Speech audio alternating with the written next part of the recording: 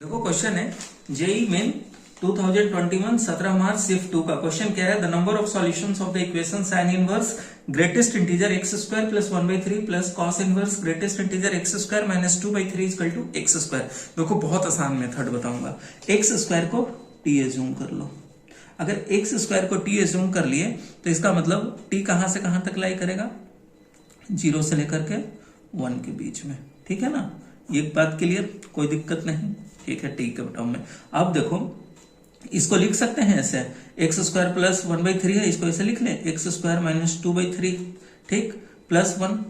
और इसका अगर ग्रेटेस्ट इंटीजर लोगे तो देखो ये इंटीजर वैल्यू है, ये बाहर निकल के आ जाएगा। ठीक है, तो ये इसको ऐसे लिख सकते हैं एक्स स्क्वायर माइनस 2/3 प्लस 1।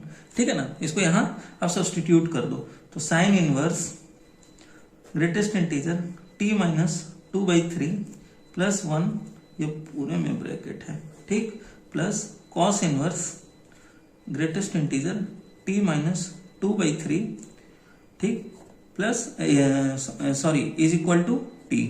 अब आप देखो, अब हमारे पास ये इक्वेशन बन गया।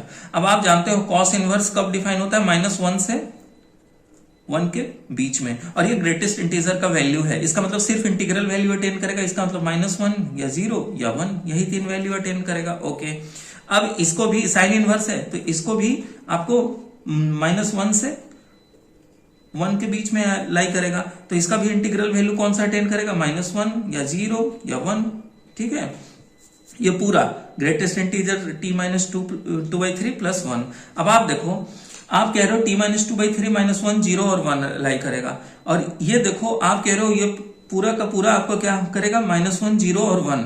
इसको आप देख लो, ऐसे कर लो। यहाँ पे अगर हम इसको -1 के बराबर रखें तो -t माइनस 2/3 किसके बराबर हो जाएगा, -2 के बराबर। अगर एक बार हम -1 रखा तो अब आप यहाँ देखो क्या कह रहे हो, -1 के बराबर, तो ये कभी नहीं होगा।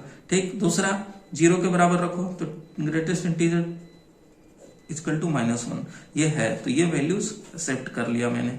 फिर उसके बाद 1 के बराबर तो greatest integer t minus 2/3 is equal to क्या है, 1 के बराबर, तो 0 रख लिया, ये है इसमें। तो सिर्फ और सिर्फ ये -1 और 0 रहेगा। अब आप सब्सटीट्यूट कर दो इसमें। एक बार मान लो t माइनस 2/3 0 के बराबर रहेगा तो प्लस कॉस इनवर्स 0, और ये अगर हमने 0 रखा है तो इसको साइन इनवर्स क्या बन जाएगा, 1 वर्स 1 इज इक्वल टू, अभी हम t एज इट इज रहने देते हैं। कॉस इनवर्स 0 क्या होता है, π/2। साइन इनवर्स 1 कितना होता है, π/2। दोनों जोड़ लो, क्या आ गया, पाई।